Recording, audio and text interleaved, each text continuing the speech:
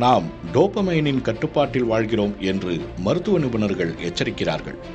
Dopamine என்பது நம் மூளையிலும் உடலிலும் சுரக்கும் ஒரு வேதிப்பொருள். நாம் இருப்பது கைபேசியின் உலகம். கைபேசியை அதிகம் பயன்படுத்துவதால் நம் உடலில் டோபமைன் அதிகமாக சுரக்கிறது என்கிறார்கள் மருத்துவர்கள். இது நம் உடலில் ஆக்சிடாக்சினை குறைத்து பலற்ற நோய்க்கு இட்டுச் செல்கிறது. ஆரம்ப காலத்தில் மனிதர்களுக்கு டோபமைன் ஒரு நாளில் சில தடவை தான் சுரந்திருக்கிறது. தற்காலத்திலோ எப்போதெல்லாம் கைபேசி பார்க்கிறோமோ அப்போதெல்லாம் டோபமைன் அதிகரிக்கிறது என்கிறார்கள் நிபுணர்கள். இதனால் நம் உடல் அதீதமாக டோபமைனுக்கு அடிமையாகிறது. ஆகவே சிறிதளவு சலிப்பான தருணத்தை கூட தாங்க முடியாதவர்களாக நாம் ஆகிறோம் என்கிறார்கள் நிபுணர்கள். இதனால் அன்றாட வாழ்வோடு தொடர்பு ஏற்படுத்த முடியாதவர்களாக நாம் ஆகிறோம்.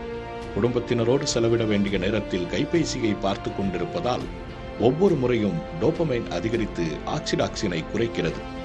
ஆக்சிடாக்சின் குறைவதால் நாம் பதற்றத்துக்கும் அச்சத்துக்கும் நிம்மதியின்மைக்கும் ஆளாகிறோம் என்கிறார்கள் நிபுணர்கள்.